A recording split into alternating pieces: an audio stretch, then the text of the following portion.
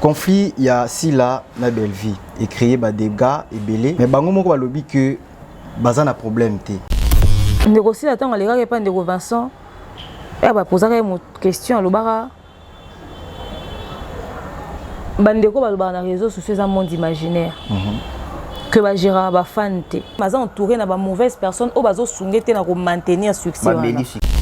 Donc démarche à pasteur de la foi. Les appels démarche moko ya bana nzambe. Les démarche moko et outil na divinité. Les démarche moko tout on a le yenge ana yebisanga za intérêt ni wana. Kobo ya retourner na ba film na bango, ils ont acheté bango à l'épreuve. Peut-être que sungaye ayeba nani mutu malamu, nani mutu mabe, nani momemi problème. Pourquoi je l'ai dit? Ils ont un bateau pour soutenir si la mais va soutenir si la mais ça cop na bango. Il y a un bateau pour soutenir Bellevue au bateau si ma biso bateau Bellevue mais ça peut cop na bango. Du coup ceux qui vont bakuna ba yokani. Bango ba tikate parce que ba comme ça en cop. Comment avez-vous trouvé l'organisation et la prestation de l'artiste Ferregola et son équipe? Mais moi, ma surprise, c'était donc tout ça pour ça. Genre, on a crié qu'on allait aux États-Unis pour jouer dans un resto. Félicitations à Ferregola. Il ne faut pas qu'il y ait aux États-Unis. Naïe Moro qui est aux États-Unis comme Akio Presté. Donc c'est la toute première fois. Fali ou qui est aux États-Unis, Pamba Pamba. Na fait ou qui Mbala Liboso. Moi je pense que tu as mis félicitations. Na fait ou qui Mbala Liboso. Et puis à qui Mbala Liboso, on a bêti quand même concert. Quand tu as mis la question, il y a eu annulation à deuxième concert. Pourquoi? À Teki Babiete, producteur dans la première production, à se retrouver. Artiste à Moura Monique, à zo pesete.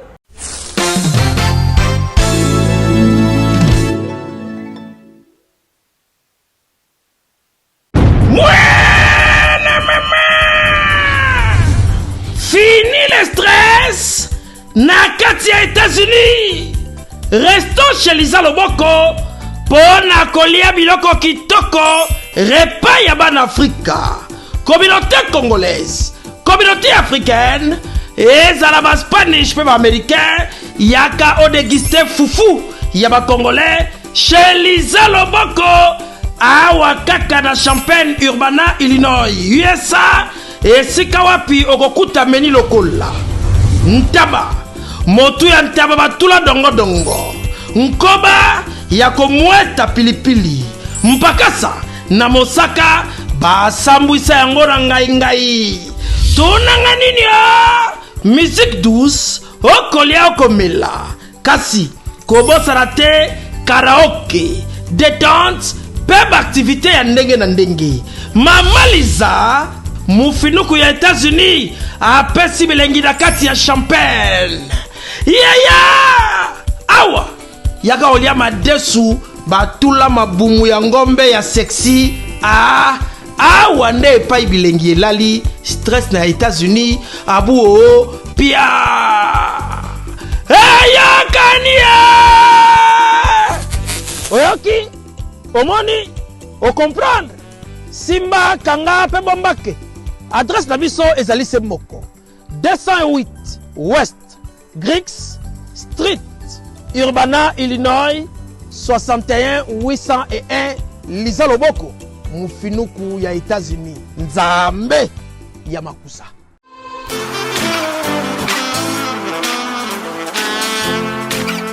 Vous êtes en Europe, Asie, Océanie ou en Amérique.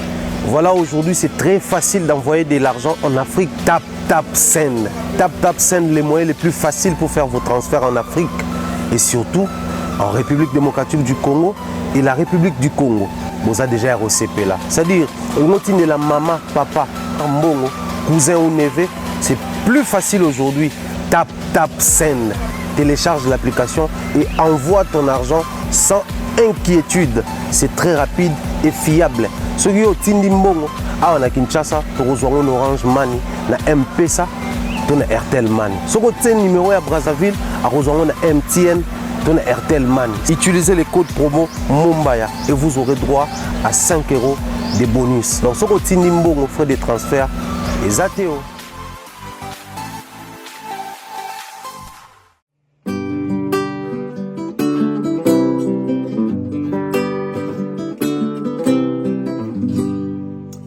Brazzavillois, Brazzavilloises, le Congo. Ici, c'est Roga Roga qui vous parle en direct du studio 360 Musique Paris.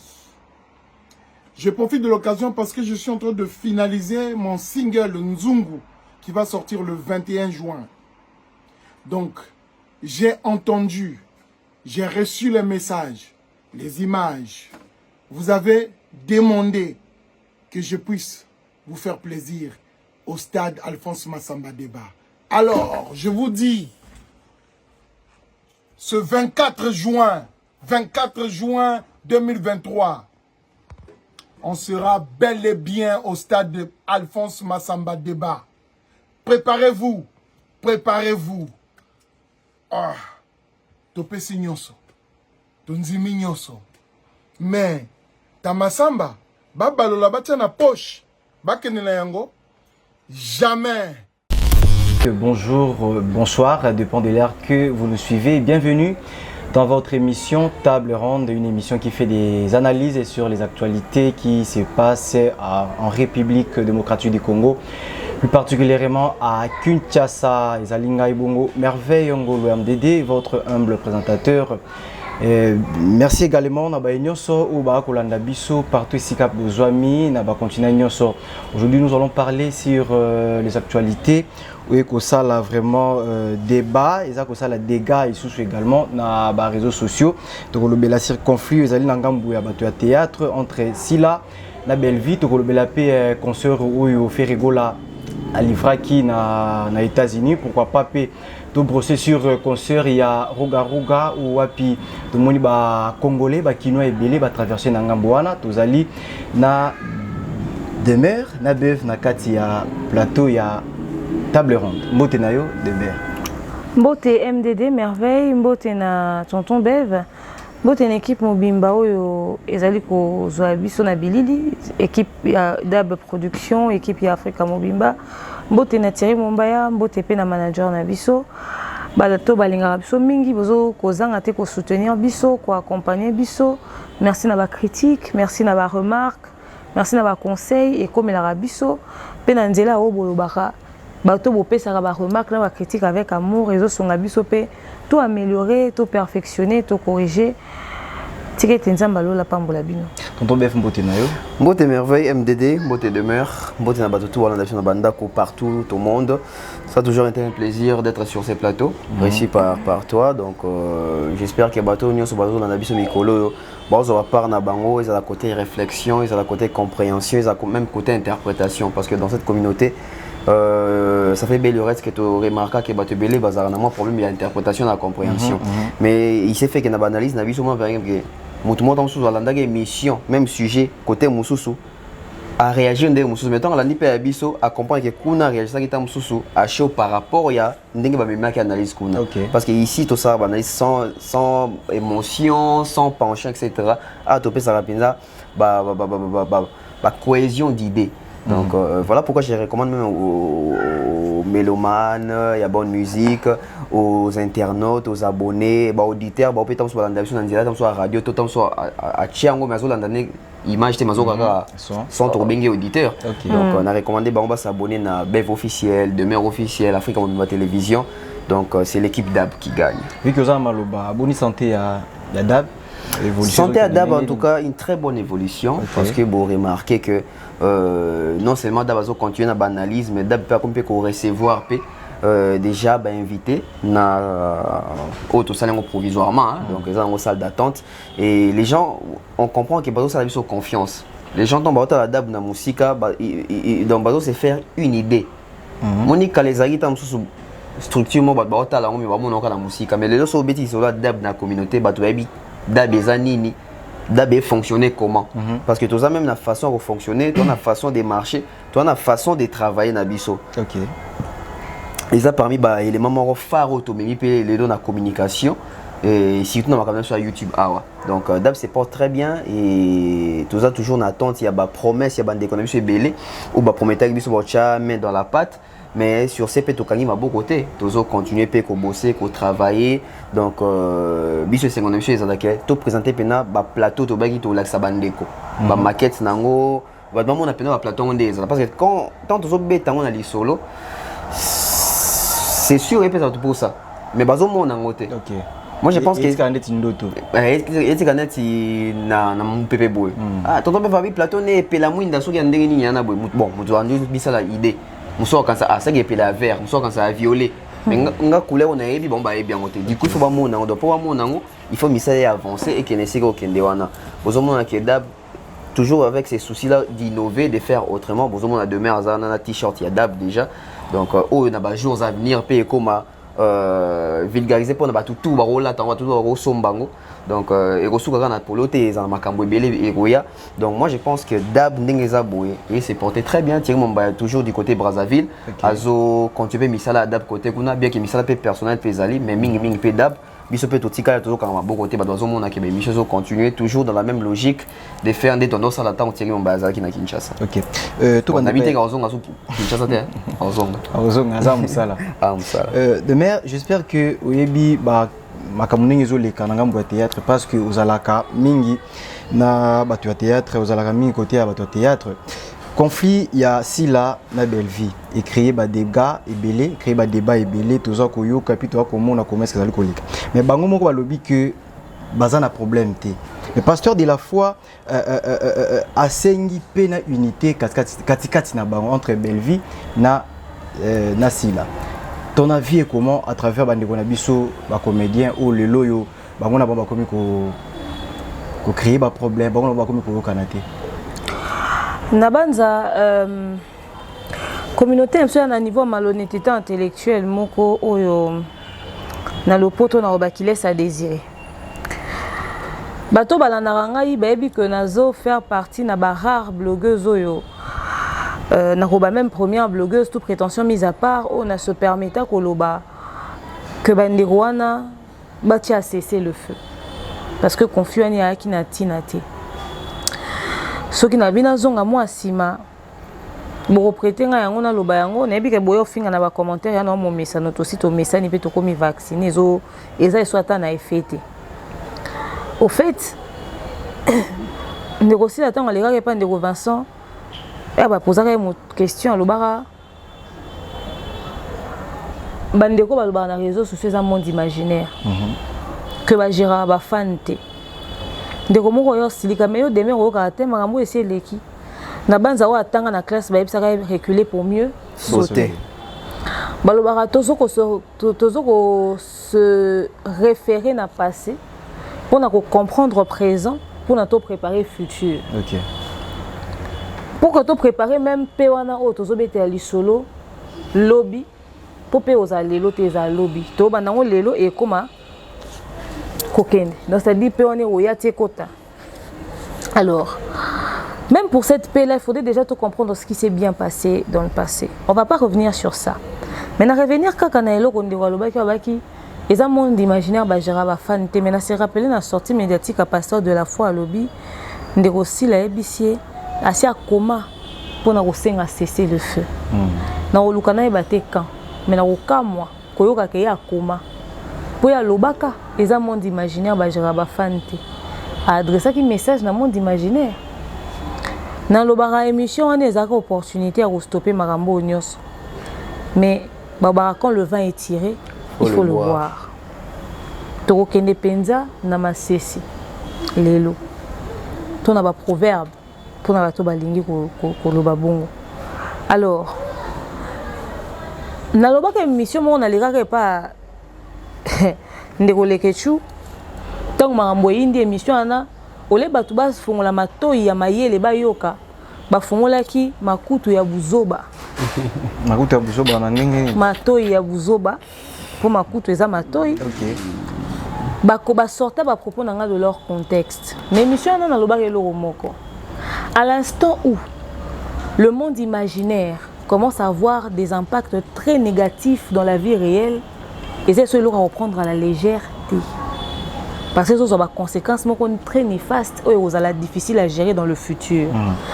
Bao balanda ngai bo loba ke lelo na zui raison. Parce qu'il y a loba ke zaki monde imaginaire. À l'instant où ce monde imaginaire, ils ont posé des actes Et autres en a des dégâts ou ils ont des conséquences dans la vie réelle, les sous monde imaginaire. Bah tu vas préférer qu'il va le demeure à l'ingara mutu songolo pakalate demeure avec s'attaquer na mutu. Mais bah besoin qu'il y ait intelligence ya yoko na lo bakité. Que aujourd'hui le pasteur de la foi demande la paix. Ma question est simple. Est-ce que ça n'arrive pas tard? Est-ce que ayez tard et na retardé parce que Marambo ezaka au vu et au su de tous. Tous au monde a tout se déchirer. Bapanzisa ngambo yo o batondisa mina to ya mafinga très élevé on dit ba batisa ba na mai ya mafinga. Ba on ba obima ba ofinga baninga. Ba okoto pe ba ko dénoncer. Na bandeko baza ba collègue. Ba komi ko ke ko soanela ba collègue na bango bandimi ko koma ba mikalo to binga na lingala. Et comment et comité na niveau bibembe ba fingami ba wei ba fingami ba to maladi ya ba AVC ba fingami ba boti ya batu même moi ezaka na se elamba ya mutu akomona te mais sanité fingami ya lolenge nyonso po mutu azaka na ngambo oyo azaka na ngambo mususu te soki tobi to tanga ngambo nini mafinga ezaka uta mingi ba oloba oyo ozolakisaka position na le conflit on est outil entre les deux côtés wana kaka. OK. Parce que si on a lobby na lobeso esike outia o kande ba obela libomo na commentaire ba pekisi bino bo raté na yo pose la décision aux la fan oyo o sunga que ma finge kata il faut yeba marambo outi wa petit. Alors to kene na démarche à pasteur de la foi ya peo ya sengi mutu na mutako sala introspection. Na lo na manière simple nous avons mis zonga na kati na ozaloza fan ozalozali mopanzi sango ezalozali moto à théâtre oh nous sommes sentir kazaki impliqué d'une manière ou d'une autre dans cette affaire parce que nzambe to mona raité mais to banga raé boni moto tozo mona na respect au pasteur de la foi to pesa raé biso nyonso to bien na mambo songolo pakalate soka sengi kimia. On espère que c'est pas tard. Okay. Juste ça. On espère que c'est pas tard. Toromekagoti en œuvre. Saint-Esprit appelle ça makasi. Appelle ça sagesse. Yeroe bapo. Satan alinyesika kimezate. Tant to lukato ti akimia, ba moto mso amike miki bando pe kopela de part et d'autre. Nzambo asenke musali na yako talikambo aloba yango appelle ça biso pe mayela we bandeni to gérer pour que pe on les effectifs. Tozo senga te pe o ba ko ba ninga ba copine. Tozo senga ka pe ya ke ba finga na souté kimi ekota. Bénédiction cause à pierre d'achoppement pour na batute. Na loba yango plus d'une fois. Bango lipamboli na bango komi fingi sa ba parent ya batu eza sou ki to roté. Na bango ba ozana makala moto na mutu na bango soki basungi biso te ke kimi ekota na kata marambo. Donc tozo obligé biso tout Tolanda conseil au pasteur de la foi Pessibiso. Tonton Bef, étant que chroniqueur et puis journaliste, qu'est-ce que vous pouvez dresser comme message pas à Banderonabiso Bazali Kobendana Sila na Belvi message il y a conseil pour que ça qui met le pasteur de la foi En tout cas message à conseil on appelle ça bango ezali message moro o ezo kende directement na banda kuna bango zo kutana bango moko mbala moko. Pourquoi? Moi, je pose une question, je début question nous que nous analyste, nous sommes journaliste. OK. Donc biso toza bato to éducakamas.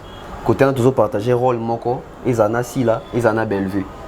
Donc du coup, message au pasteur Atindeli bango. Moni demain tu loba ah tout le monde a nzambe te, mais to banga kaime, nzambe pas à représenter na basali na ye. Du coup, nos pasteurs de bazawana bazo représenter en quelque sorte nzambe na se mokili oyo. OK. Ozomona.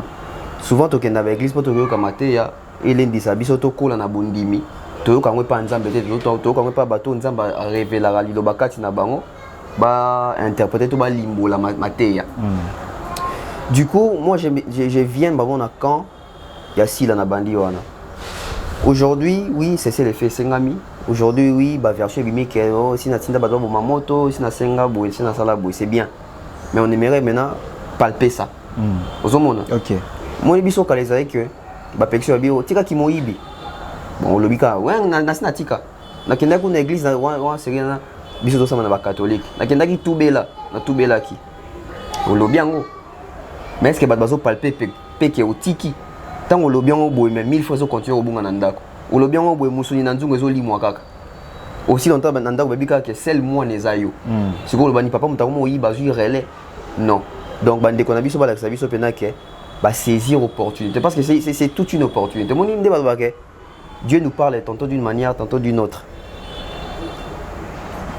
dans les films au pasteur de la foi la muka nanda uneka ba yolo OK ça fait partie aussi il y a une question on a tout na continuer continuer et vous appelez nzambe muta a tchon na nzela na e po yaza mosali na e aloba ngo parce que ba de mer ba lobby ba youtuber que tant azaki Saint-Esprit nzambe ndo lobby donc biso ba analyste biso ba chroniqueur biso ba tamaboke to sala ba émission ko senga ba cesser les faits ya ko tcha kimia kati na bande ko mibale et les kate kana ba plateau hein et les kate et ba to se souvenir na ngo voilà ba to se souvenir te ba to ya ka ko finga mais les autres total sikoyo mosala nzambe muta sengi biso total la continuité en tout cas so ba continuer quand la division bande ko mibale c'est que congolais otika neka congolais c'est congolais na mosala nzambe bazo banga maloba mosala nzambe pasteur de fois biliwe ekota makasi alors il faut éviter liweya parce que les autres obéta sont que oh non monde imaginaire etc na kati ya imagination toujours na kati toujours na image zo bima na kati. Nous avons l'image, nous avons l'imagination, nous avons le fait d'imaginer également. OK. Image des années, image des autres monde. Même quand on dit le monde imaginaire, on s'imagine. C'est une image, on s'est fait une image. Et quand on s'est fait une image, du coup sur cette image à Mabé, on fait quoi? Toka t'hémorragie. Sur cette image il y a bien, ton imagination il y a bien. On continue avec l'œuvre. Même français, tu comprends, c'est très important. L'autre imaginaire, tu te fais une image. Et quand on se fait une image, même si c'est dans la carte imagination, d'autant plus que vous avez développé et bima. Et ce bima comme très très dangereux parce que vous avez une imagination donc vous avez OK. À combien plus forte raison bateau va concevoir en côté parce que vous avez concevoir en côté bimi. Vous avez donc démarche à pasteur de la foi, ils appellent démarche moko ya bana nzambe. Ils a démarche moko et outil na divinité. Ils a démarche moko tout on a le yenge ana yebisanga za intérêt ni wana. Ya ko kosa to ya ko côté la mutu. Asa intérêt moko tana. Intérêt nezaka que pardon. Moni lelo, ils a pasteur, ils a biso ba oyo. Nzamba tout un jour. Na chacun un endroit tel pour passer message tel au passarango. Chacun doit faire sa part. Le pasteur a fait sa part. Mon yende azana nzamba otune soute. Bato ba yo katende sigo e comme nyongo ya bango na nzambe. Ya sali part nae pasteur a prêché à kimia luki réconciliation. C'est à vous maintenant les acteurs nzambe na bino. De mer comment on a confié au ndengeza ko kende. Est-ce que eza na menoir mo eza na kati on a biso peut-être toye baté pasteur de la foi découvrir yango asengi kimia na kati. Tu as découvert on t'a biso moto et qu'il y a une menoir derrière. OK. Vous devez savoir que le succès ça se gère. Il y en a bato mususu andimete ko comme na succès mais succès surprendre. Alors du coup le roi Zaki préparé té. Alors ko canaliser en côté. Et alors qu'on a stoppé babilo amike te zo sama na nzela na donc le quoi pour le moment le quoi ba okumisanga kaka na notoriété na zanango na besoin bato na ba continuer okumisanga pour succès na ngefanda. Or succès a la discipline ebele. Yana mutu mususu abotama ki poza na succès maza entouré na ba mauvaise personne o bazo sungete na ko maintenir succès ba meli succès na ba meli succès na to ba gérer ngo mabe succès ngo sa raté et koué ozomona. OK. Alors ezana ba misusu bazako salelo mona yo mais bakoki okoma na niveau na yo te. Alors bino bato bo réussir kokoma na niveau na ba tamino na musika ba jalouser bino ba ko créer sikoyo rivalité entre bino et ça gagne pas na bango sous prétexte que ba défendre quand X ou Y baby que so ba opposer bino bo soit na koma na niveau mo boé concentration même ya misalo bozo ko sala boza na ngote. Et au sein que plus problème est au matin, plus de problème bino pour problème eleki beaucoup les. Bon bon réussir mission na bango. Aux monde. OK. Et ça na bateau na loba yango na ba mission na ngebele. Ba komisa ki problème ya si la na Belleville la gagne pas na bango. Ngana loba yango na relancer défi à mutoya na ngazati. Et ça ta émission moko te ya demeure ezaranga na likambo na réseaux sociaux. L'émission tout dans ça, ils ont une musique. Ils ont un problème, ils existent. N'a pas sa vie nanga. Surtout comme à niveau et à toute position au soutenir Moutou X au détriment de Moutou Y, au sentir acharnement allant dans le sens de nuire. Et ça c'est le mot très important dans la communauté. Le cyberharcèlement tue. Le cyberharcèlement tue. Et beau maka. Et ba kangela yango. So ba yebi ke yo harcela mutu mo ba kango.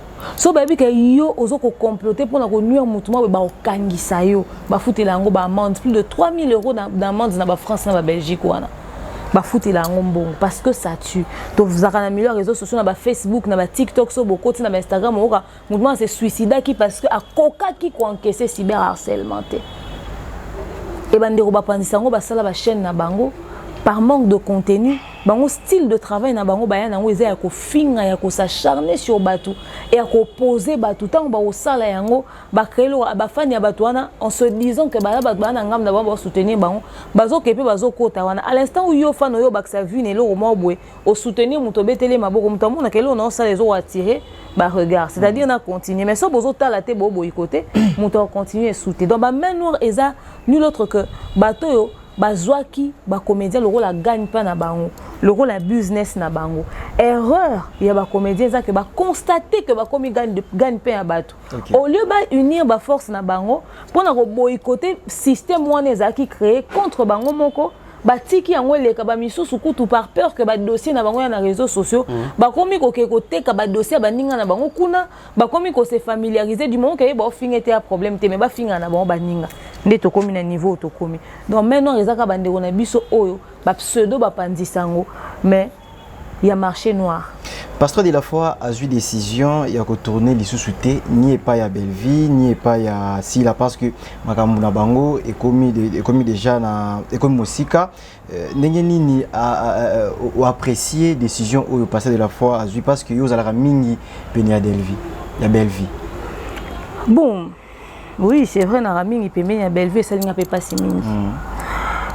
Na koloba ba mo oyo pasteur de la foi aza papa auto respectera mingi biso bandi otala epe moi kala banda na antenne awana ba mardi na 17h aza ko leka c'est pas quelqu'un de problématique. OK.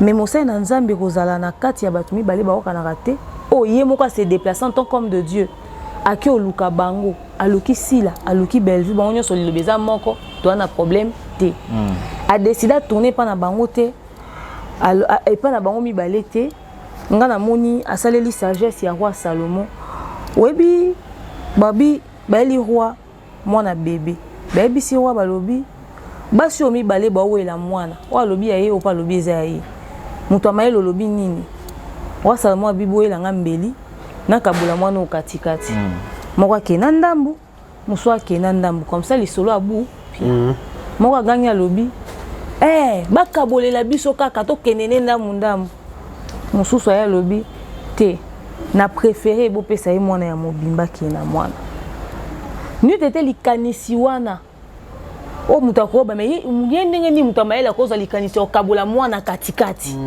ayebite ka oboma mwana mais likanisi wana o paraîtra qui méchant to violent na miso batu et permettre que bato ba découvrir que oh ndimi ba bomba mwana ya bomo inda za mama ya solo atie bango pe face à un dilemme na respect bazaka nango pona ye na considération bazaka nango pona ye na pona nzamba lolo bango balobake basambela koboya ya retourner na ba film na bango ezo na atie bango à l'épreuve. Peut-être que sunga ye ayeba nani mutu malamu nani mutu mabe nani momemi problème. Pourquoi je l'ai dit? Parce que il y a deux choses à savoir. Premièrement, si les Bellevue ont perdu l'opportunité de passer, de dire au pasteur de la foi, oh bazaki non a mis tema na bango. Toyebi que Bellevue a fini 3 ans. Je précise et je pèse mes mots 3 ans. Bah même bateau ba soutenir si la lelo banda aussi ko finga si la na Bellevue ya de cela kala. Ma fille comme souci à subir lelo eza biloko bango bayaka na réseaux sociaux. Lelo siko na kata ba guerre ba msu ba exploitant contre Sila. Mais ça au bango bayaka nango. Et si la bâti au fin est-ce que Bellevue d'azo au fin ça va faire 3 ans. Bellevue azala victime il y a harcèlement. Il y a acharnement. Aza mutu. Tu es bité ni les kana monté mané parce que cyberharcèlement montant tu es bien nga yambara yango. Oh oza star au le belo ça c'est ce qu'on dit. Mais ce qui se passe dans le cœur de l'homme to yé baté. Tu es victimiser Bellevue à waté. Mais mon sœur Nanzamba est vers Bino. A posé Bino question, problème est à nini. Oh toi on a problème té. La question n'était pas seulement si vous avez le problème. Loba pe nini ça la rayo pas si et pas ndekuana. Ah pasteur, ngana toi on a problème té. Mais lui ça la nga pas c'est ça que bandeko ba lobaka que ba soutenir raye. Baka ko attaquer ngai parce que mais quand on kokuta ni sabiso to solo la ta de face yepe kuna lobité ah pasteur de la foi ngai si la naza yaya Bellevue a le roi petite sœur mais tant demain on va répéter permet na Bellevue à celle en émission à peine on capable c'est-à-dire dites ce que vous ressentez si la qui dit ngai ne naza boye ba Bellevue a celle nga ebele ku tout temps papa nanga faki yena o mari batali bosone ba bengaki ngai basungaki ku tuna okotsa papa na morgue donc naza reconnaissante oui la reconnaissance c'est bien mais qu'est-ce qui vous tue parce que bo soinité bo welele le côté likolo ya ba o ba saki émission bo panzani donc raison eza ba passion boyo qui peut-être ya émission ba bazo sama bo loba parce que de la fois lobi boy alobi lokola nga naza médecin ne ko diagnostiquer bino bozana bino na maladie té si na retraité bino exact à kangi hôpital donc ngai na préféré na yaka retourner sous ce pas na binoté azana torté parce que va présenter ba préoccupation na bango té pour na bango aboyika na boyina loba et loko boy peut-être komba au monde on n'était pas à ce stade là bango mi balé ba perdre opportunité wana parce que ba frustré na musa na nzambe oyo aluki bango atamboli abimi na ndaku na e awa ae awa. La deuxième chose, pasteur de la foi n'est pas indispensable dans le théâtre na biso. Parce que quand je dis il n'est pas indispensable, c'est-à-dire que baro remplacer à tout moment. Baro a tiré mon babé, c'est jouer rôle la pasteur. Baro a d'accord, c'est jouer rôle la pasteur. Bazu papa Lombe, bazu papa Omarika Bongo, bazu Pierrot Ndobasi, bazu Gesho, babi bo jouer rôle la pasteur. Ba osala yango. Papa c'est jouer rôle la pasteur patron, a osala yango. Et bien ça on peut bien et aussi en tant que bande jouer par rôle la pasteur ba luka ba verser ba lobby to robo ça n'appelle pasteur de la fin la milieu théâtre un indispensable était au fait ba et ça qu'on a pas moment où tu as joué à côté ba luki a disponible était ba luki pasteur moussous donc on peut le changer à n'importe quel moment donc à tourner et ça penza problème té mais le problème c'est l'apport qu'a le pasteur de la foi dans un rôle d'un pasteur c'est-à-dire on a pris quelqu'un qui a la maîtrise de ce domaine. Chaque tableau et pasteur de la foi en tant que pasteur, c'est un enseignement. Si vous êtes en église, dans un théâtre, tu as l'impression que tu assistes à un culte. Il fait un vrai culte dans un théâtre. Et tant que vous avez senti que vous et là, quand on a des gens moko tata ba pesi n'importe qui, o dingizo yo jouer au Caleb tout keba na jouer ta fiston ça ba ko sala yango te parce que ba ça ba vrai pasteur te. Bah qu'on enseigner biso sur la vie limite ya verset on va comprendre vite fait mais bah quand on a profondeur d'esprit au pasteur de la foi a paix s'arrêter à lobby le moi motu ya lobby on a tiki ko salawa babilo mangera la sueur de 100 francs ngai sueur à francs na kati po bino boyo kanate et Dieu est très en colère contre motu a bafouaka ka sueur à francs ya muninga et muninga wande ko luka ko apporter les binope. Moi, je pense qu'il a pris la bonne décision. Finalement, par respect pour l'homme de Dieu, par respect pour le Dieu Azana Likolo, oh mon sang na lobby na modèle à lobby wana, ba meka kotia ba ego na bango de côté, ba mi kitisa nanu et puis au calmer pe ba dégâts ebelé parce que tant to comme na niveau au fingi bembe, to fingi ba parents ya batu, to fingi bana ya batu et comme déjà mabe. Tonton Bef, décision prise et pas ya pasteur de la foi, ya ko tourner les sous-soutés côté à Bellevue, côté à Sila. Est-ce que vous pouvez applaudir Yango, toi, étant que papa, Azong Samote Massima fan di Sabango a trouvé Kimi? Non, j'applaudis. Tu sais pourquoi j'applaudis? Parce que le Baranza m'appelle ça vision, puis appelle ça provision. Du coup, le coup, la pasteur, moi, le but qui est révélation, etc., Solina Nzambe. Donc, même sa décision, et où tu peux la divinité. Ok. Et cette décision, moi, très sage. Pourquoi? Et pour permettre à Bissoto comprendre la vraie cause. Il y a l'ikambo zo utawapi. Demain, tu révèles un mot très important. Pasteur, Azan est indispensable. Mais seulement, et ça, tu ne peux pas jouer un rôle. Mais il y a un verset, il y a une profondeur, il y a la connaissance en la matière. Surtout à côté rôle néon il y a pasteur il y a prêcher etc.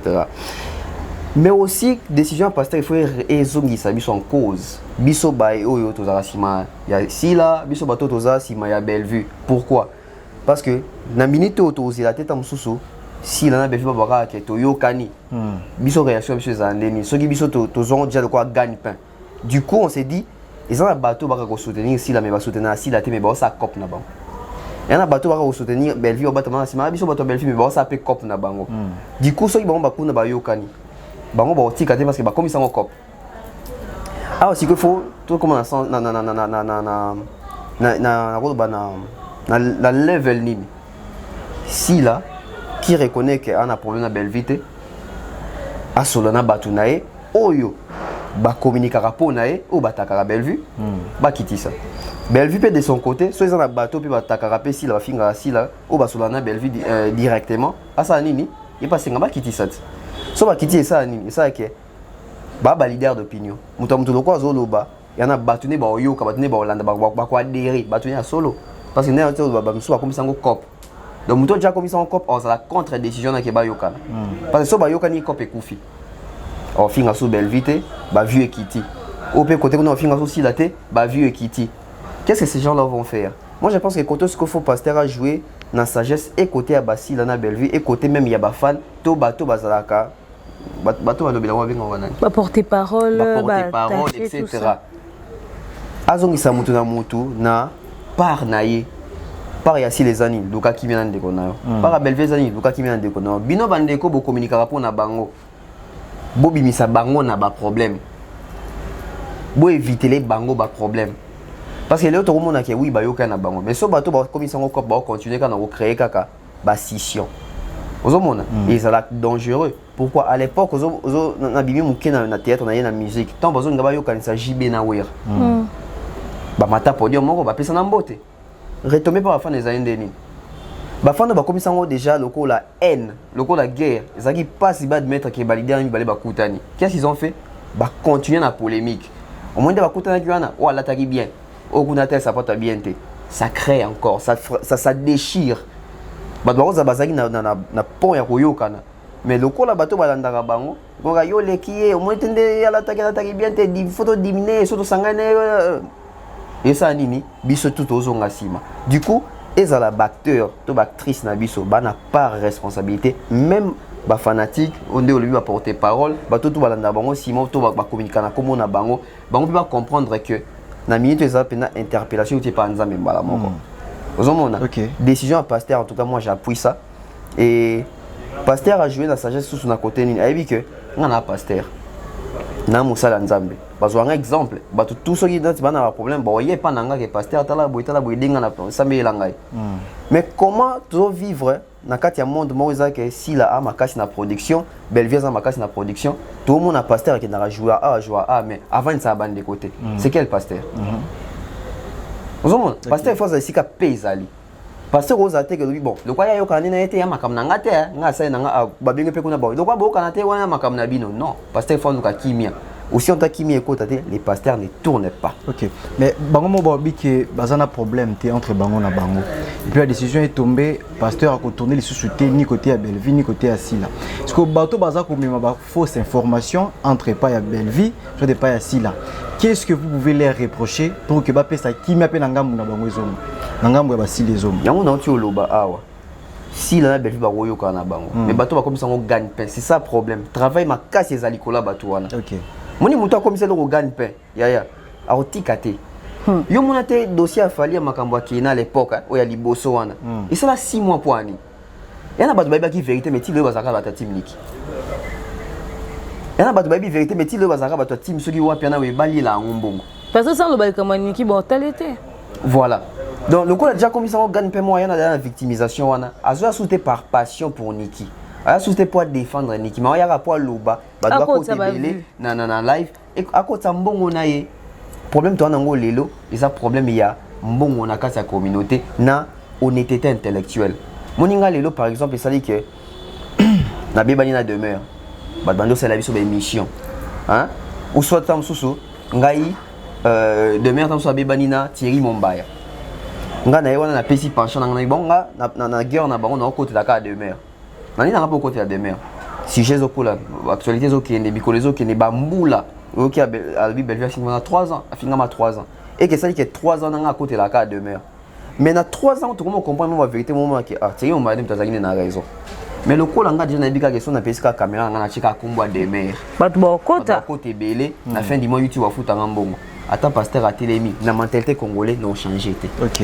Donc moi je pense que pasteur, Asura Wanate, ou un peu pasteur de la foi Moro, si possibilité, organiser ta prière, il y a aussi un peu de bandeko, ou accompagner un artiste. De mère, pasteur de la foi. Et donc on est longwa bango, soit femme bongo. Ok. Merci beaucoup. De mère, pasteur de la foi. Afukami pe aleli na komona biso ba pandisango alobi ete totika ko sala ba émission sur le conflit ya Belleville na sila sengi s'il vous plaît abondeli nzambe asengi biso bolimbisi to longwa na kati ya conflit wana. Quel est votre avis? Je pense que il a une réaction à la fois spirituelle et humaine parce que ezo sala batu mabe ezo ko détruire, il faut ko stopper yango na banda ko loba. Seigneur. En fait, j'avais l'impression d'entendre mes lives, na live ya pasteur de la foi. Na banda roloba, to stopper hémorragie, na okangaze le ska to moni maitete, to luka source. To luka sika tuer toboki. Parce que ça sert à rien yoya okangize lo awe parce que moni mai awa. Kuna bando bimakaka. Et lukanzela mususu. Et bando bimakaka ti so ke moni ke bimi koto ba bloquer o lukanzela mususu justement ndenge tonton be va lobi. Vous comprendre? Il faut que na source. Pasteur de la foi a attaqué source abo ino ko ke luka bango abi no tourner no souté aloki bango après no tourner so pas noter après ko loba sikoyo na miso bato to panzara sango cœur to tia na se to boma moto na langage na biso ndenge to lobaka communément asengi biso bolimbisi tia fukami penza liboso ya cher, c'est-à-dire akangi mabele et le roi simaki déjà source logiquement il faudrait mal écouler les sous-té. Parce que ce qui m'a écoulé, c'est que fuite d'homme soit quelque part au monaki. Moi, je pense que la demande du pasteur de la foi, à moins d'être inhumain, il faut qu'Ares Alana nous valide. Valider parce que Bissonion Sotobaner au Salayango pour la paix. Tobaner au Luka remettre en avant, enfin, nous, moi particulièrement, commettre la paix parce que tu constates qu'il y a injustice, tu constates qu'il y a acharnement. Tu constates qu'il y a un autre là. Aux hommes, Batou, jour, petite anecdote, maman li va voyager, na basila na Dubaï, ba sepeli. Ba beti même maboko, mais jour ba kenda ki na Belleville Lubumbashi, na basila. Batou ba silika ba fingi osakanate. Oh. Maman li bo memi na Lubumbashi pour la nini. À l'état, on a monici la Bellevue na même scène na podium. Tout ça émission. Tout ça émission. Mais il faut voir l'acharnement. Et la possibilité de trahir Bisso. Bisso, tout ça, on sait la même mission.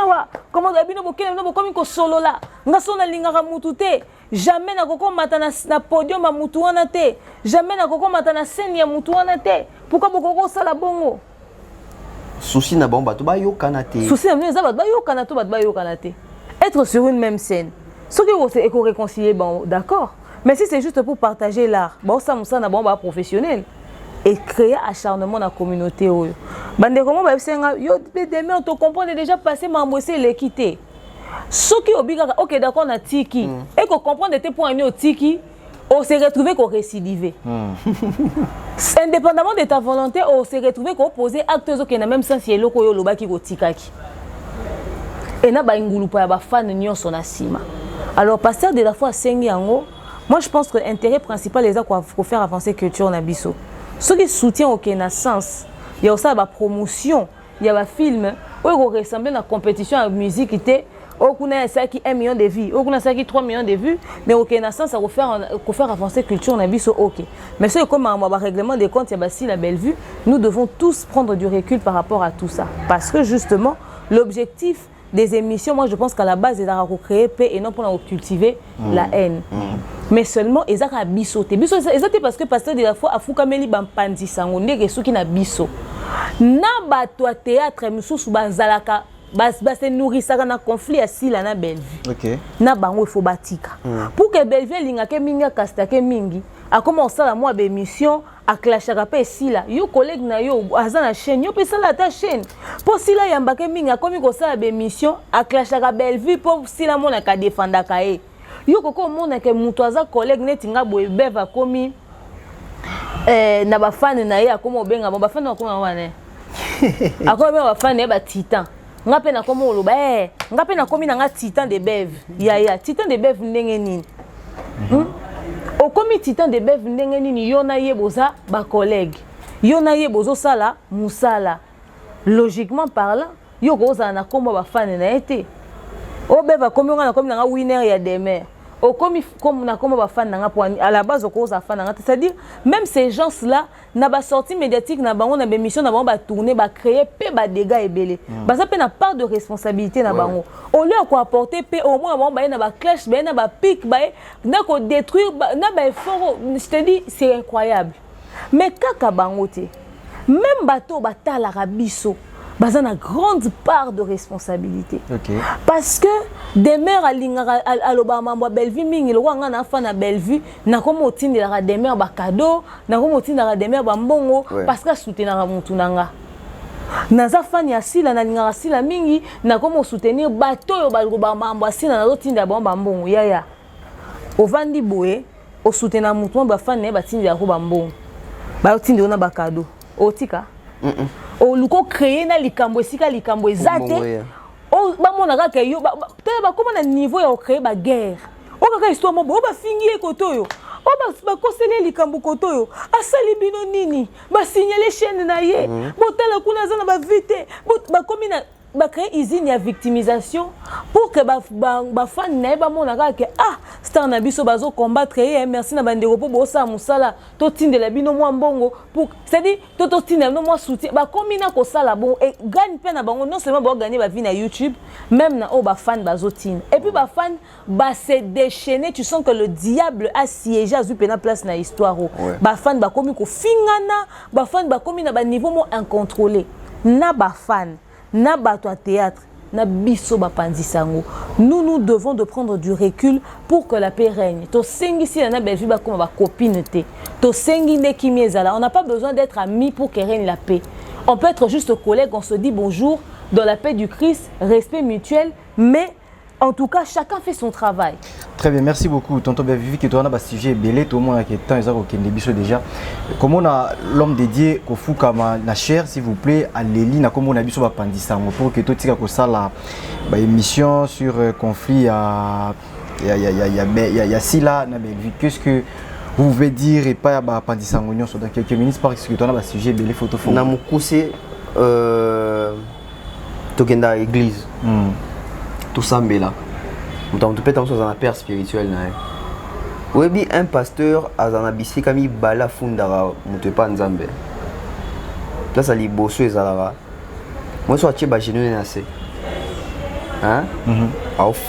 Soit fundu et raté. Là ça mi balé il faut to banga les na Nicolas cher. OK. Il y en a deux places soin. Son pasteur a ma colonie ma ba bengo na lingala. Mabolongo. So pasteur tu ba genou nassé.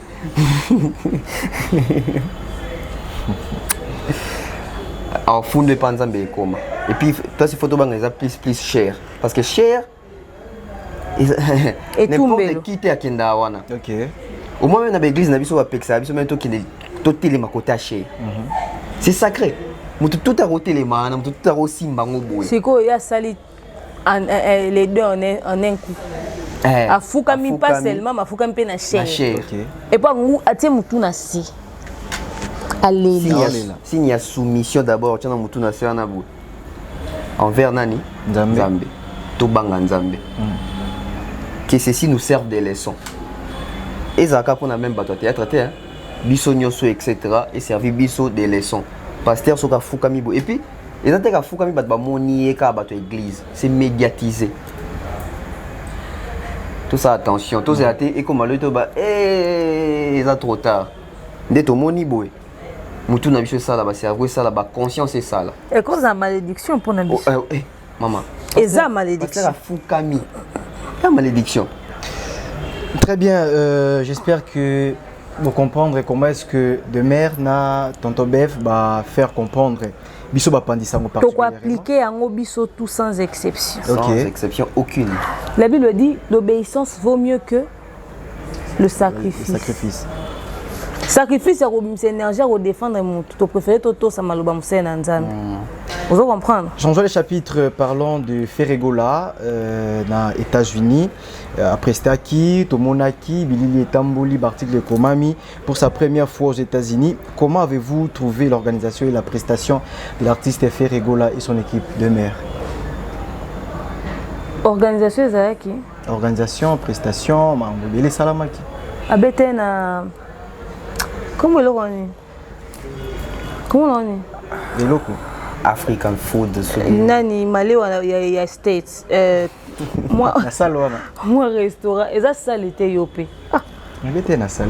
Ça salité et ça le roi restaurant nana boduga ka ndenge za des restaurants Bellevue. M'a changer ba kiti. Et textuellement le roi restaurant Bellevue. Textuellement le roi restaurant nana boduga. Restaurant za na Maléo vous utilisez des termes à la fois. Bon Maléo eza restaurant à Lingala. Mais il y a des restaurants et des restaurants. Ce qu'on les appelle restaurant et ça balamba cuisine kuna. Congolaise. Siko. Nous aussi quand on va cuisine congolaise à la base to benga on a no Maléwa. Tu en anglais quoi? African food. Ndé changer ni. Pour na français to bi restaurant zo simbaga te mo zo mo te to forcer. Siko ba changer ba ti ba kiti le roi en église. Mo na sima mususu. Et ça ta table rond le roi VIP. D'après une bon, c'est aussi c'était ça si c'était ça que tu appelles l'organisation des espaces qui pouvaient contenir que 250 personnes. À l'anniversaire de ma fille, il y avait eu combien de personnes? C'était une question vite fait. Non, mais c'était bon. Je ne sais pas ce que vous appelez organisation, mais ça, tout le monde peut faire. À peine 5 personnes de l'équipe d'AB pouvaient sortir les chaises, reclasser les chaises, bon, ramener les matos, brancher et puis on joue. Voilà. Je ne sais pas si on doit parler d'organisation en termes de ça. Mais moi, ma surprise, c'était donc tout ça pour ça. Genre, on a crié qu'on allait aux États-Unis pour jouer dans un resto. Parce que je sais qu'aux USA, il y a des salles. À moins que je ne me trompe pas. Non, il y a des salles. Pourquoi mythique, il n'a pas joué dans une salle mythique renommée? Soit livre qui concert en athée, tonga to lobake, à salle l'eau. À salle en athée pour prouver biso korbet à concert. Moutoumoro te aza star à se déplacer sans planning. À koka pe rosuka ni kana Dubaï. Na ba musicien na ba ke beti na ba libanais on a so ba nani on a na plage. Ba benga on va ba fana na Dubaï. Tu n'as habité. Ba ba la ta ba foulard wan. Na ba nzamba. A rosuka ni na Dubaï. Est-ce que ça va bien? Dubaï na so ba cache gazon. Likambo ezara OK. Ezaya ba cha. Likambo ezara beaucoup de système avant na beta concert na bimisa na ba musicien bona yo zonga. Eza idée bien, mozo kena bango wapi po bossa nini. Après il faut qu'il y ait du concret. Faudrait qu'il y ait du concret, on ne fait pas les choses pour... Il n'a rien à prouver à personne. À côté de et puis Bibi, c'est ce spectacle à Bizorbi. Ça va concert pour prester. Bon, à qui États-Unis il devait les États-Unis à qui? Ce qui, bon, peut-être que ça va projet, je je ne banalise pas, je ne minimise pas du moment qu'à suis caché. Mais tu peux estimer que caché, il y a Salouana, il y a concert VIP. Il y a un cas concert, il y a un nombre de personnes où on a... Ok. Donc, voilà. Après, s'il faut parler de prestations, qui ne sait pas que Ferregola, c'est quand même Jésus de nuance. Le padre Nika Boroni, Mongongo na Mongongo. Donc, oui, lui, côté musique, on n'a rien à lui reprocher. Au moins, il est comme ingénieur de son. Et lumière. Héritier. Héritier. Donc, et ça, la musique à Moko. Donc voilà, il a bien chanté. Moi j'aime sa voix, j'aime. Mais je serai en tout cas éternellement fan de Regarde-moi. Mais sinon bon travail, au moins ils ne sont pas sortis glandés, ils ont quand même presté et puis voilà. Tonton Bev.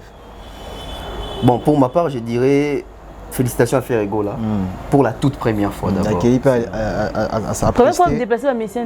Première fois qu'il est aux États-Unis. Naïe Moura qui est aux États-Unis comme à qui au presté. Donc c'est la toute première fois déjà. Pour une première fois en tout cas. Pour Naïe Moura voyage privé à Kendaranaï. Moi Kala. États-Unis, moi Kala. Pour une première fois en tout cas, félicitations à Ferregola. déjà c'était pas aussi facile qu'on soit déjà visa aux États-Unis en Fopika.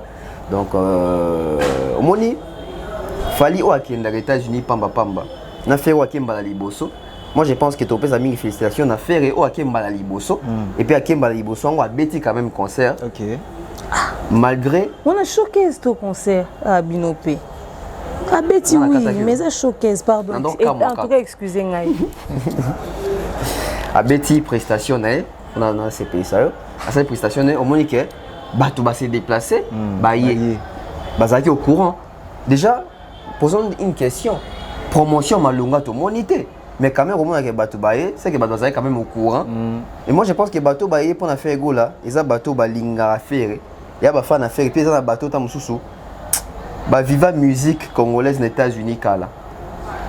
Du coup les artistes même congolais zawana, ba se déplacer. Bah qui va soutenir des conabiso artistes à faire Ebola. Donc du côté organisation en tout cas, bon on a habité organisation des agindengeni bon du côté organisation on peut ça venir inviter parce que na yebi nangate. Je ne sais pas ce qui va organiser ndengeni mais ce qui est sûr bateau avec ici faire Ebola concert c'est un restaurant né demain aux martelé ah oui c'est un restaurant à caractère africain bah originalité na biso né ba beti ici faire Ebola concert au moins temps aux makamba caché ça tika makamba caché wana parce que comment on a ça wana so obisi masola caché c'est caché on fait rasur combien $7,000 selon vous beti on fait non to bita ça au fait mais to beta masola caché parce que bon on a limite rasur caché belé cool tu vois du coup concert ils ont $50 couple $100 ce qu'il faut les partager avec pour l'espace etc pour foutre ba musicien makambutu wana ba para bato longa alors tu en as combien donc du coup moi je pense qu'il est le photo comparer Ferré tout la comparaison il y a Ferré na Fali tout la comparaison Ferré na Fali il faut comparer Ferré na Ferré les Ferré d'avant et les Ferré d'aujourd'hui moi les Ferré d'avant qui n'a pas poto souka au faire à Mimi orchestre poto en 2010 dans le Zénith tout le monde a une image poto France Babeta Zénith 2010 aujourd'hui ça fait 13 ans. Il y a 13 ans, on a relancé aux États-Unis. Moni, à quel point bêta coûte un peu de réalité coûte un angokuna. Donc s'il faut comparer Ferré il y a 2010, na Ferré il y a 2013 lélo, il a quand même un peu évolué. Il a quand même un peu avancé en termes de production des États-Unis. C'était annoncé, bien tout en quand ça demeure bien, quand ça est salle mythique. Mais côté où excusez-moi la vérité, c'est décevant et désolant. N'a rien à faire. Bilangaloye, Mboché, tout ça. Retrouver Ferrego là dans je ne sais pas, dans une salle, ils ont la référence. Vous avez fallait qu'il y ait un Apollo Theater, ici Michael Jackson à l'école. Palladium, Lincoln Theater. Kofi Olomide qui est dans New York, dans la salle, dans les années, dans theater, dans théâtre. Il faut qu'il y ait une comparaison. Oui, il faut qu'il y ait une comparaison. Il faut qu'il y ait une comparaison. Et là, il faut qu'il y ait une communauté. Parce que la comparaison d'Arabie Saoudite, on avance ou bien on recule. Tant on attend Kofi, on attend Fali, ça prouve qu'il y a un grand. Comment on a des pesara. Alors, faire au pesara. Pour un temps, on a un restaurant. Ça devient la même chose avec Fabriga, soit que nous avons comme ça dans une tournée aux États-Unis, à Betaka, dans un restaurant, dans une salle de fête, dans une salle d'anniversaire. Justement, puisque tu parles de l'exemple de Fabrigas, mais moi, ma question, ce n'est pas au niveau de. Bon, ça dépend. Premièrement, il y a un contrat, peut-être en tout cas, il y a un contrat qui est ils ont un contrat grande production. Pour ceux qui ont un contrat grande production, il y a une exigence et un state. Déjà, les musiciens ont un visa et un visa pour et permettre au salaire et au salaire. Je donne un exemple. Si vous avez un visa tourisme, au Québec, tu as concerté. Parce que vous avez un visa tourisme. Pour ce qui événement, vous avez un artiste qui visa, ils ont autorisation au Québec. Je crois que c'est compliqué qu'il y ait un passeport diplomatique, etc. Si vous avez un visa de travail, vous avez un salle, vous fonctionner librement. Pour ceux qui ont un visa touristique, vous avez un karaoké, vous avez un restaurant, vous avez déranger tout. Mais si vous avez une grande production, vous avez une autorisation, c'est moins compliqué. Il y a peut-être ça. Et en dehors de l'histoire de Vista, comme j'ai dit, peut-être que ça peut histoire et à production, peut-être que marché au bazooka yangwana. Vu que Malobé pas tonton Bef, il y a eu annulation, il y a deuxième concert, il y a fait rigoler dans la même salle. Qu'est-ce que vous pouvez dire et pas Gaulois ou Kolanda Biso parce que na nga mona ba beta maboko fait rigoler la petit concert après annulation, peut-être va faire Kimia. Déjà concert oyo ezalaki na ba moi sauta na musika tant musika on mona ke makamde kembango organisation ça pena malonga te on ne pouvait que s'attendre à ça et c'est pas la première fois qu'il fait quelque part à Béti déjà concert à Libocha mi balais a annulé tout le monde en Côte d'Ivoire OK moni et tout repète tout le monde en États-Unis déjà moi je pense qu'il y a pas question de faisabilité habitude à terrain photo se poser ce qui prestation Libocha salami et que bon non ça qui a mis balai Béti te pour parce que fait dans la vidéo na sport non ça qui biso na beta les 11 na les 10 na va pendre nga lobaki beta les 10 na les 11 va beta les 10 na les 11 tu constates que ça dit deux prestations il y a les 11 na les 10 la première prestation est betami au moins des salades kiwana et il faut aussi revenir que au moins que batubaki et belendenge single et longo banaki te batubaya. Il y a eu plusieurs chaises vides. Bah, image, ils ont surkilé. Aujourd'hui, on a une facilité. Na presse y a l'élo. Tout, na monde na biso à l'élo. Monica les a que Bouvani Boz et la Caribou va arrêter à Mamie la Moni Sankara l'équipe qu'on a. Mais on a Mamie là. Tout à Burkina Faso, mire quoi il plaît au Sakanate. Eh, c'est quoi ma image? Habité ma image, regarde samedi dimanche prochain. Si les lots, il va image là. Tu peux pas faire à salle plein et que n'a ni à salle plein. Mais aujourd'hui, moi, on a eu des choses remarquées. Quand les amis même validés, tu vois les karaté, moi, soit tu as concert, moi, tu as place dans la salle plein. Vous remarquez les lots. Tout leader a sur la TV pour la salle plein. Moi, quand tu regardes ton bêta qui, mais ça, tu vois, la bêta qui va salle plein. Pour ni parce que les deux, comment, même les fans, au bas au côté concert, c'est dans le bon plusieurs fois. Fans, tu as filmé, tu as une idée à nuire. Il y a des secondes à moniférer. Tant que ça snap, na si moi qui tablette vide. Tant qu'on poste au bateau, on a qu'à côté concert à faire. Bah détracteur à faire. Bah moni bah qui tablé on. Bon il y a surtout que faire quand même bah qui bien. Bah il y a est-ce que faire ça qui plein toté. Et moi toujours remarqué bah phénomène piaka, bah phénomène qui bateau bah belleté etc. Vous comprenez? Et moi je pense que bah producteur bah ça motiver toujours la première action. Ou ça qui première production. Première production à faire Betami Boé, Moni bateau qui quand même, mais parce que les appels seulement ils ont couloir à Moulaï. Na image au moment on a filmé contre-plongée, ça bateau tellement qu'il libo soit faire, bah bimo est belé. Mais ça bateau bazaki na ciment, on va filmer Boé, bois qui na ciment Boé, batali vide en Boé, au Kimawa. Tu te dis que donc bateau qui tout le monde dans la vidéo donc bah filmer qu'à partir libo, son ciment c'était vraiment vide. Bah qui tu venais bah image les alliés, on a filmé l'image voilà.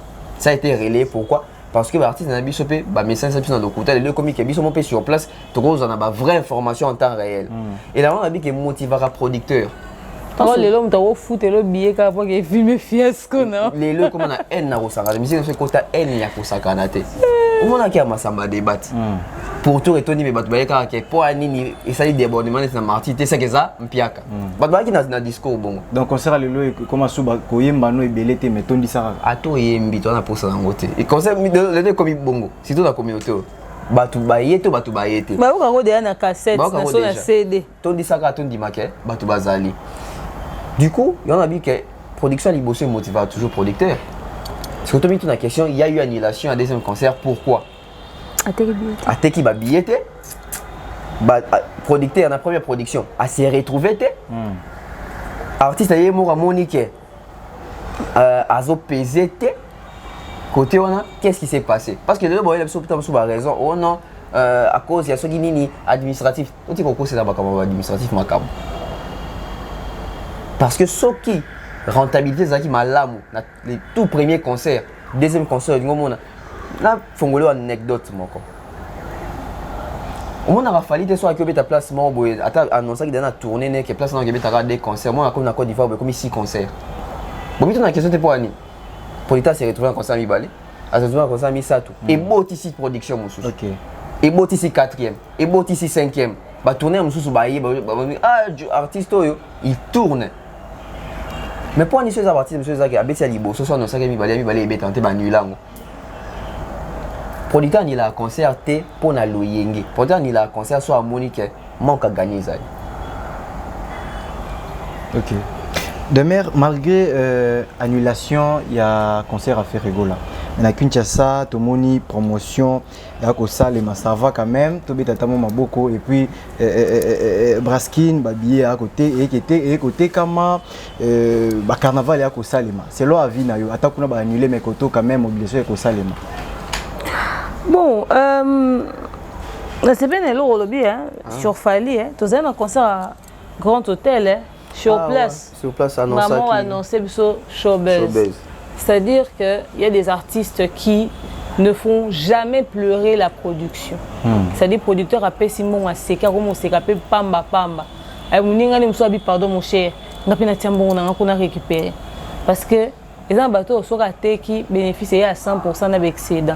Surtout, il fallait qu'on souvent. Excusez, l'excédent à penati, bateau qui va table, va commenter quand bateau va bien dans télémata. Donc, l'artiste n'a pas bâti au salama na loyenge. On n'a pas la même popularité, on n'a pas la même notoriété. Mieux vaut faire un seul concert réussite totale que de vouloir faire 2 concerts successifs comme les autres et puis il y a mis balèze à fiasco. Okay. Et réduire en termes de notoriété, en termes de tout au fait.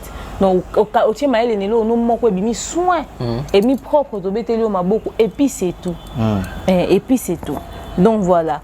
Pour n'a pas bête stade pour comment peut ça justification belé ombula o ba ba quitter c'est Noël ba papa quand ba ndaku yo ga qualité son na lumière te biso to soleil bon te biso soleil qui na kotondi ça na ko déplacer au monde ah il y a pneu banda stade pneu to boka crevaison donc il faut être abandonné on a sur artiste musicien nga son na lobi ba ah demain azaka balangage mabe yo lo bela artiste musu mabe bo limbi ça penza sans filtre c'est ça mon problème mais c'est pas avec haine j'apprécie chaque artiste na niveau c'est la ramusala na c'est pas méchant alors na o etali bandeko Braskin ba polo na bon jaune boy père azaka sponsor bleu jaune. Mais ils sont rappelés à MTN, Marambassa, qui est en Côte d'Ivoire. Le podium jaune. On est dans cette piste, ça va les coques. MTN, comme il tombe là.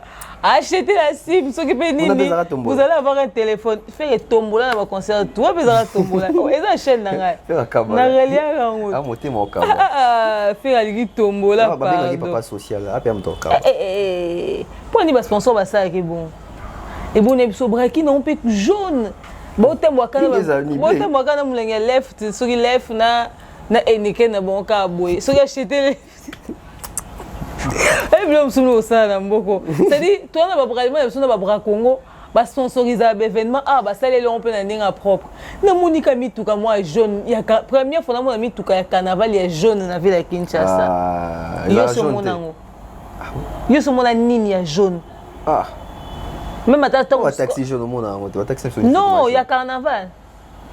Mais habiter dans tout cascol. Enfin anyway. Donc on a vu ça, mais yo bini ba oteka billet. Carnaval yo salema. Bazo sala don ya ba billet to bazo teka. Ba sala don billet eza prévu qui était comme maman don. Papa na ngai biso to moni ba bazo kaba ba kabeli mutu bouteille eneken ba pesi na si billet. Ba tunaye moko faire.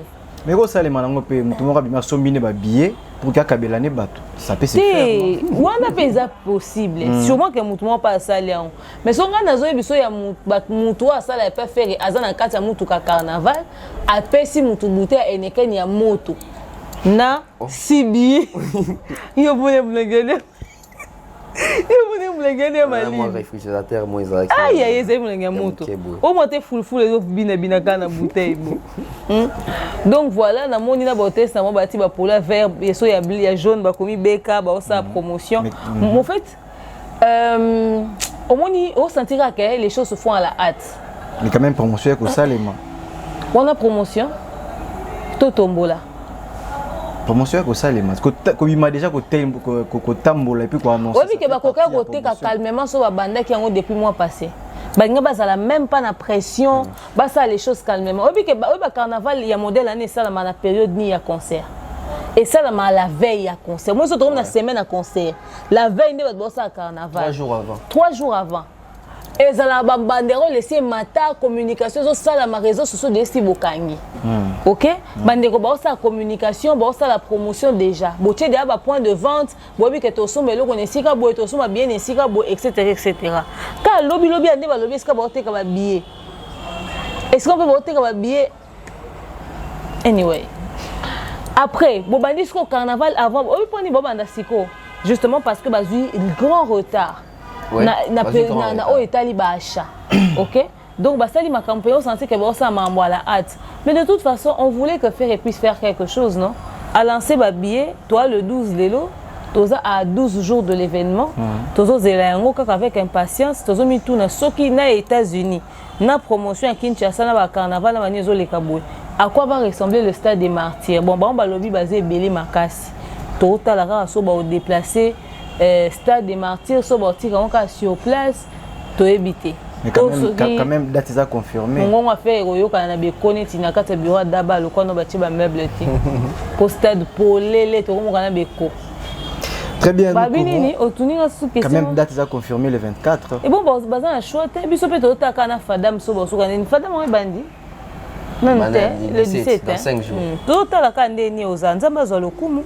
Événement, petit à petit, on avance. On va voir ce que ça va donner. Bon, on va inviter à Fadam Porte la côte à Gratte. Très bien, nous changeons les chapitres. Parlons du concert des Roga Roga à Brazzaville le 24 juin dans le stade Massamba Débat. J'espère que Dapé Bouzaki Kuna. Comment a été Eko Ezaki Nengenini préparation à Bango? J'espère qu'il va soutenir Bimaki déjà. Bon, et comme il a la préparation, il y a modèle de mer. Tout ce qui est au concert, mais comme il y avait le concert de Fali, il n'y avait pas encore quelque chose de prêt. Tout le monde a une vidéo, il y a Roga Roga au CP dans le côté. Mais souvent, on a le baki que nous avons Massamba débat déplacé en go et tout et tout. Pour on a tenu que CP s'est bisauté, mais à part ça, tous les Brazzavillais étaient au courant, étaient informés qu'il y aura un concert. Et les stades apparemment. Donc voilà, tout ce qui est bon quand on a mais nos promotions banda qui étaient le mois qui en termes de visuel, de visibilité, de com et tout ça non. Mais l'autre date c'est Pessami le 24 juin. Et date on qui n'ont pas banda. J'espère que stade Massamba Débat et que ça a plus que Fali pour pas. Plus que Fali parce que Azan natif à Kuna. Les assurances et plus que Fali na Massamba Débat. Ah d'accord, faut préciser. Bon, si on sali plus que Fali, on ne sera pas étonné, c'est son fief, c'est son pays. Après, le souhait c'est que on peut imprimer au dérisoire, c'est on a rôle bon 500 francs. Donc ça donne la possibilité à tout le monde de venir. Puis voilà, ça sera l'honneur et la fierté de la culture.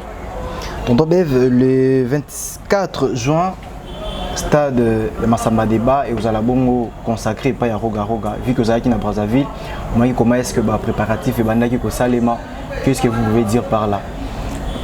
Non, en soi il n'y avait pas vraiment des préparatifs tant aux autres qu'on a Brazza parce que l'actualité était dominée par les stades des Fali mais tout ça qui va tout au courant que après Fali c'est Roga qui va prester dans Massamba Débat pour les 24 je crois que déjà pour les même entre tension et concert, il y a un concert ils en a Kinshasa les 24. Mais sur ces donc en termes de communication, faire des sons s'il y a concert il y a Roga à Brazzaville. Bon, Brazzaville déjà un peu aussi divisé et partagé parce que Brazzaville là pena tout va congolais à Brazza. On dit Batindi Roga beta stade. C'est différent. Roga ils ont été moi la monnaie dans beta stade Batindi est pour moi qu'il fallait à beta. Il faut bêta. Donc le coup là Tindi à bêta stade, moi je pense que responsabilité zali partagée. Na bato Tindi Roga, na emo Roga Butandimi. Parce que le problème est comme on toujours problème il y a demande entre client na vendeur. Mon il le baba que les clients roi client ba fant bêta. Bon roi mutu ba sengi vendeur na bango. Et vendeur na bango Roga andimi. Il faut que départager en termes de responsabilité. Parce que souvent nos artistes c'est les remporter na décision, to sentiment, fanatique, to mélomane na bango. Je m'explique. au moins on fanatique baye artiste le quoi tout le monde artiste de mususu wana boy à ça l'album ouverte et 6 BP et album ouvert et 6 BP si ba trophée yo pe ça la ronka. OK. Artiste il faut ça fanatique naé. Oui na osala nanga mais est-ce que bozali en mesure ya ko somba pe ko voter na ba cérémonie pour na zo ba trophée local artiste wana? So bozala en mesure te tous attend 2 ans de préparation.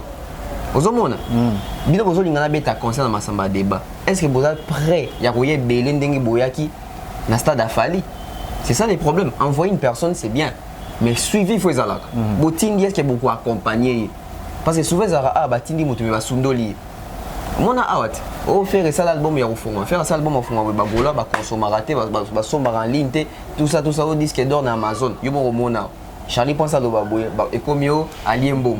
Et pourtant, la vérité que à un moment, on a baba incompétent, baba inconscient. Et on est bien même Charlie Prince. Donc du coup, Roga, concert les 24. J'espère que Lelo, on a trouvé à comprendre que l'évolution à concert, ils en ont un là malam. Voilà. Mais pourquoi Lelo phénomène stade est commis au top? Parce que Fally Ipupa avait martelé sur ça ou bien une union sur artiste qui en vogue sur pour livrer concert dans le stade?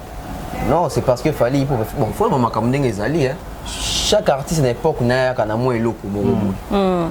Moni tango Kofi abeti Bercy Zénith Olympia. Yim tabandaki trilogie. Mon équipe Wera beti pe double Zénith, mon IP JB Papier Omeka beti pe Bercy. Mon IP Ekota pena Katia CV na biso ba congolais. Et comme que ces artistes qui mettent la musique en France ou en concert en France ou il faut Bercy Moroboy, il faut Zénith Moroboy, il faut Olympia Moroboy parce qu'il y a un artiste qui a impacté dans la génération et c'était Kofi Olomide. OK. Lelo stade de Vanda qui n'a pas de qui peut stade d'Azat mais donc banga tout stade d'ango. Tant il fallait bandi impulsion wana na émission Popol, émission créée ba problème wana. Alors babi stade dans Zobé des arabes pour n'engager mais au nom de toute une génération, au nom de la génération. C'est quoi la génération des Fally? C'est les frères, c'est les héritiers. Au Monique, tant il fallait petit boy héritier à Chedat, frère à Chedat et booster même na ba vieux bazali connaissent ba voici comment beta stade. Même ba vieux wenge bazara na lieuté. Tant il fallait annoncer stade ba peut battre beta na zone na martyr wana. Fallait qu'il va à Brazzaville, il fait les stades. Bande quoi penser à mon qui tu vas dans Roga na biso Roga peut faire nini beta stade au moins qu'il Fally Ipupa aujourd'hui na bango Fally Ipupa na industrie musicale na biso bien qu'ils a raté mais comme système ou a impacté na Kinshasa impacté na Brazzaville les deux Congo a payé une pulsion na ba stade et à la Masamba débat et à la martyr quand on date à lelo tito 3 ans au moins artiste na biso bon OK mais stade Masamba débat artiste pe Bela Brazzaville ba yo beta Masamba débat après Roga beta oui. De mer, Tomoni ba chroniqueur, il y a Brazzaville, c'est Liki Makasi parce que Roga a eu ba chroniqueur, il y a Kinshasa pour que c'est les promotions, il y a concert, il y a le 24 juin. Est-ce que na Brazzaville, ba chroniqueur bazangi? Quand on a le bar à concert à Fally, bande wa Brazza ça qui n'a bonne communication, mais ça qui est à la hauteur il y a Kinte parce que o abiso bando katsa Brazza mais bango bando katsa boité. Fally a besoin de communication et ça m'a dans les deux Congos parce que to katsa nara ko katsa on ka 15 minutes et tout. Il y a des gens qui m'ont traité de tout. Donc voir Roga prendre les chroniqueurs de Kinshasa pour les amener à Brazza, ils ne devraient pas s'énerver. Ils doivent par contre approcher les amis de Kin, apprendre d'eux, demander stratégie d'avoir un nénine. Bossa la nénine. Bah s'associer, bah comme un peu plus ouvert. Le problème aussi, c'est pas de mettre en avant les chroniqueurs de Brazza, enfin de Kinshasa, au détriment des, qu'on diminue bah chroniqueurs à Brazza. Ça peut-être que il aurait dû les associer. Bah ça là une même équipe pour que bah il y a Brazza bah apprendre peu de ceux de Kinshasa. Et puis ceux de Kinshasa on apprend toujours des autres. Bah on va apprendre peu de ceux de Brazzaville et au former noyau au fait. Parce que après tout, il faudrait rappeler que bah Brazza bah na maîtrise ma belé na mon collègue peut-être bah oh ya kin même si bah ça ma kelé les royo kana collègue bah oh ya Brazza to robo ya yango Mais il faudrait reconnaître que Bisso c'est ça la les Makassi. Est-ce que c'est une bonne décision? Moi, je pense qu'il a bien réfléchi. Parce que le 24 juin, il y a beaucoup trop d'événements. Il y a IOPSA à Makelele. Il fallait imposer un concert à Stade des Martyrs na Braza. Et mais bon, bah, ça obligé de subir un coup. Bon, vivre au concert à Braza, il a fallu dans Stade des Martyrs, on disait dans à Braza. Donc, il y a parfois ça l'événement où ça et ça na Braza mais Bissopé parce que Bissopé on a ba date on a ba artiste moi je pense qu'il a pris une très bonne décision et c'est une très bonne stratégie en termes de com parce que le concert de Massamba Débat de Fallait avait souffert de ce petit truc là. Après so ba chroniqueur à Braza Basili qui ce qu'on a dans le canal de Braza, aussi le capot Abdul Kabanda présenté à Vodacom Best of the Best plus d'une fois. Et pour Bissopé, tu as Noël Madinga na Bisso, tu as Thierry Mumba, tu as Tonton Bev, tu as Nati Lokole, tu as français, puis Amilaï, puis Makassi, Tonton Jacob, tu as Belé au présenter Best of the Best. Mais Abdul Kaba, tu as adopté, tu as ramené très bien à présenter l'une des grandes productions, il y a musique, il y a Mbora na Bisso. Bon, c'est quoi, tu as le capé pour Abdul Kaba? Je ne pense pas. Les opportunités, ça doit juste vous motiver, les amis de Braza. Bon, ça, il y a encore des efforts. Bon, mais quand on met un peu au dimanche, bah, pas j'aime les bébés, bien, mais nous, pas j'aime les bébés, bien. Il y a Facebook, il y a Instagram, il y a TikTok, il y a Bani. Koutou, les lots, koutou. Tu vois, TikTok, surtout dans ma les gars qui a Kofi de Braza. Bazar, tu as senti pendant que, depuis tout ce temps, boire Mali, il fait. Ça dépend, il y a une impact enfin climat na bino ndenge arraché bino mais seulement non, ne prenez pas ça en mal, prenez ça en bien. Nous sommes une famille donc après je comprends. Tonton Bev comment on a chroniqueur à Brazzaville Basili et puis la décision prise et pas il y a artiste Roga à déplacer chroniqueur na bisoir pour la promotion na Brazzaville pour na concernant les 24 ans malam. Très malam. Une très belle idée ou une bonne idée. Pourquoi? Roga beta Radisson Hotel te. Roga beta na karaoké te. Beta stade. OK. Et c'est les tout premiers artistes brazzavillois, congolais brazzavillois, beta stade. Dans un besoin de communication, ils ont vendu, ils ont exposé pe libanda. Roga a utilisé intelligence, à utiliser stratégie, surtout mingi médiatique.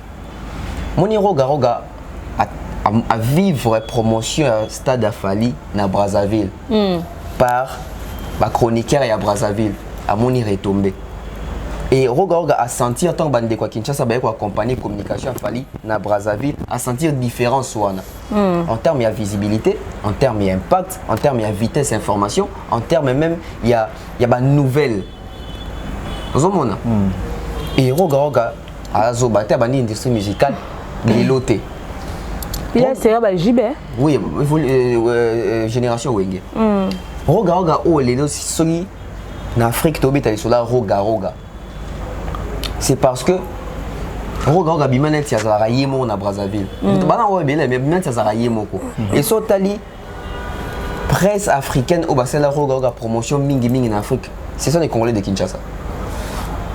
Aïbike vente n'est pas exposition na mingi ça m'a fait mon Congolais à Kinshasa. Na Brazzaville ça communication malom bazali. Bazali. Il y a danger p. Mais si ça dépend si il y a outil to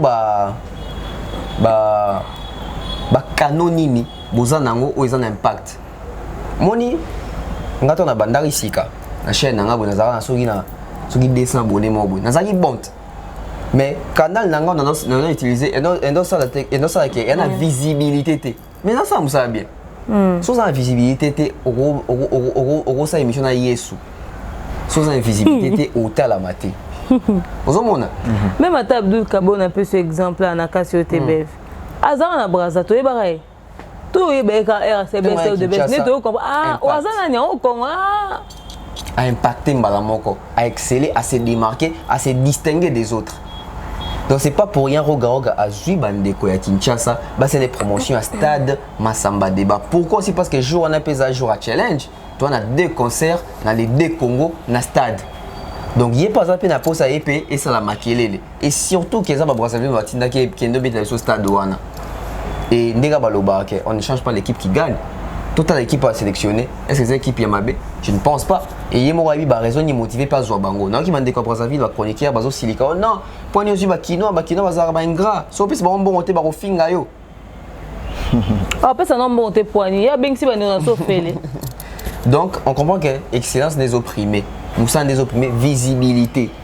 On a conscient que Stade Afali, tant que côté Makambo Stade Afali, tout ça, les promotions, visibilité. Et c'est ça qui est concert Afali, tant que Sili Lelo, lobby dans le boy. On a une réponse. Il y a des grandes stars en Afrique, mais dans le monde. Il y a Mats Pokora, Aya Nakamura, Barna Boy, Davido, P-Square.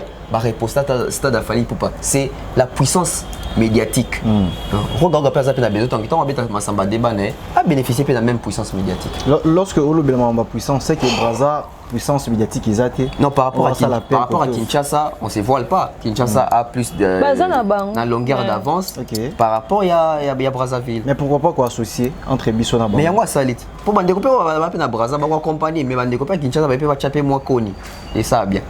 Tonton Bev de mer a fait un lelo, tokanye un peu bandoki oyo ba combattre à faire rigola. Donc ti ndenge faire rigola lo bakaete azala combattu. Donc j'entends que Dab P ezala na 4. Dab de mer Bisso de mer officiel Africa Mobimba Beverly officiel. Pourquoi? Parce que les lotomoni Thierry Mombaya Butalikasu Maniké, Aïdor et consort, donc Sundoli concert, il a fait Regola où ils allaient le 24 juin dans le stade des Martyrs, pour soutenir le concert de Roga Roga. Mais pourquoi qu'on traite Bisso Moko un peu irresponsable? Déjà que tu tikin de Konabiso pour soutenir une de Komosous Nangam de mer. doit biso nde to combattre pour to ça bon. Mais parce que ça se voit non. Mais baba ido ngane mam na monter na vimbu tabana dabite beaucoup ti bon. Mais moko da baza kunati. C'est bon. Là ça musa na zo représenter biso valablement mais tiens mon baya pour ça bon pourquoi? Oh, assez. C'est un concert là. Bien sûr que oui. Yo tiki Jésus de Nias bilang so bilanga matiti so yelo yemo. Yo ke kata na nini pa roga yo za se ka roga so tie musique yo bin. Obina on koleka rumba ya faire. Au Demba, au Tigo Demba, on a fier na haute Thierry. Na CP na Thierry. C'est méchant. Aza fruit à Dab. C'est méchant. Bon ma bébé, franchement. Regarde mauvais. So regarde le tu viens te maquer, aussi na même na manique. À Komboli Kinshasa. Au Komboli ba dire Kinshasa ma bébé. C'est-à-dire au sali fourtou. On va ça na benga fourtou. Au sali c'est tout nio sona kati même l'eau. Na viembuta tout ça là ba ido mais Kinshasa c'est gali polele. Bon, après par respect pour la culture, j'aurais dit pourquoi ne pas rester ici pour faire la promotion de l'artiste Ferregola. C'est comme ça qu'on soutient parce que communication a tiré mon bail communication bandekwana nyonso eganga makasi mingi opesa visibilité belé na concert à Roga et quoi même ko étouffer concert à faire Egola na Kinshasa parce que boy bi manikete. OK. A capable de créer le mot boy auto gérer.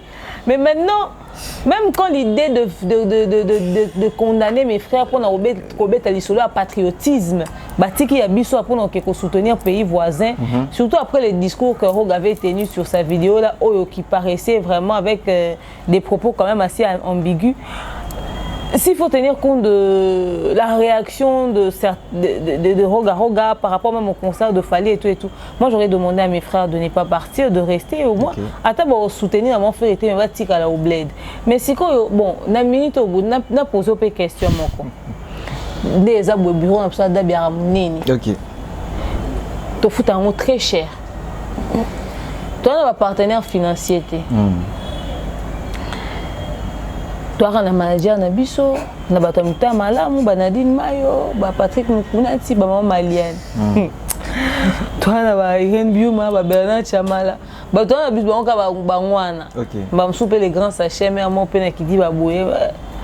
Siko.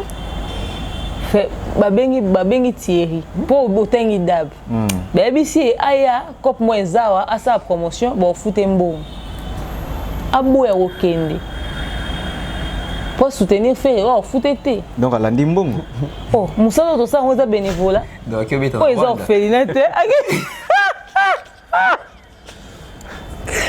Agade ça va dans les lieux ana pas ta cop na bi boy ngeni akendo beta te mais il faut défendre couleur à drapeau défendre couleur ya ofele et puis pas faire beta concert ba doit son ba billet ya ozwani yo za si que obi est-ce que ceux qui tiennent mon bazo contre un stade de Martin bon mon quoi M23 yo za si que ngaza les bien venir concert faire maintenant c'est peine à bande qu'on a sauté tu viens mbuta yo mtu wana souci à culture aussi qui parle Jésus de niansa est-ce que Jésus va te faire peu bande ko linga mon pays mbuta te ata la lina lo bande nini ata la lina côté la bino mais réalité zo rattraper biso kaka mais bo sali ki to kotin bazu pena base ya makelele ya République démocratique du coup surtout quand maniqué tika ma Denis route première dame à sala ni ba conférence ça mais jour ayamba maniqué et sala ko makelele ko le kabilo nyo ça a senti que na mbi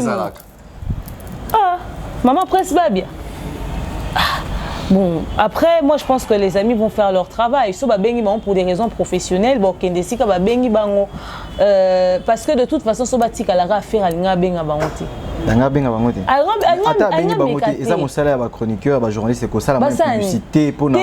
Publicité ba foutre la ngombongo, faut arrêter ça. Parce que toi ba bénévole te. Ba foutre la ngombongo, il doit payer pour ça. Il doit payer pour ça. Hein? Mais je ne sais pas si peut-être Roga a dû s'expliquer sur son discours. Il peut bander on a pu un sali que ba valider hein, je sais pas. Peut-être. Tonton Ben votre avis comment on a bato bachara makele le binango de mer bakati singambu va soutenir concert le 24 et comment t'as fait aussi longtemps on va faire mon adab kuna après faire rigola awa azabena concert naï l'équipe de faire rigola a contacté qui pour faire la promotion Roga et Ferré qui a annoncé les concerts avant Ferré comment est-ce que Roga a eu idée à associer médias avant Ferré tiens on va ça na kint ana média ana garçon ta va pas maniqué azana kint mutalika azana kint aidor azana kint faire benga ba monter poani so ils a fait arrêter bato ba gérer communication affaire ba éviter ka aidor azala ba éviter que mbuta azala ba éviter que mombaza ba éviter que maniqué azala pour les lobeya obimake oh non ba combattre Ferré ba sondoli faire ba que soutenir bato ba que soutenir Roga ba sondoli concert à Ferré discours il y a bateau à faire en verbe en déconner la rendez demain sur le bango mon abonné c'est même 23 papa mutaji cop na va bengi ici va pesier mbongo qui osa musala na au moment où bino pesier mbongo wana te bo pesier cop wana te asa net indeni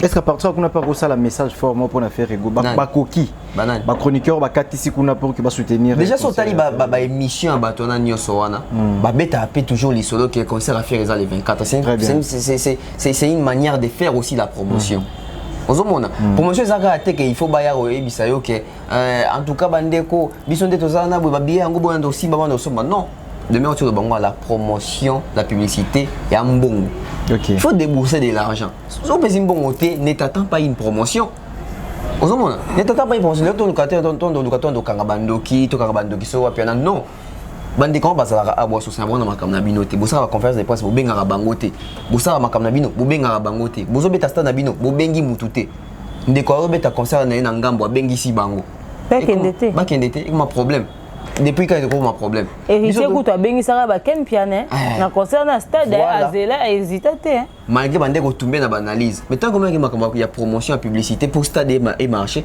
a benga ki bande ko na nyonso biso vanda na Kinshasa a to ça ba promotion pour na stade Fali boy tout le monde a besoin de Fali boy so Claudicia to na bundisa belle so Juliette to na bundisa non à chacun son niveau à chacun sa place et puis l'artiste bazana na façon à reconnaître les journalistes na juste valeur na bango. OK.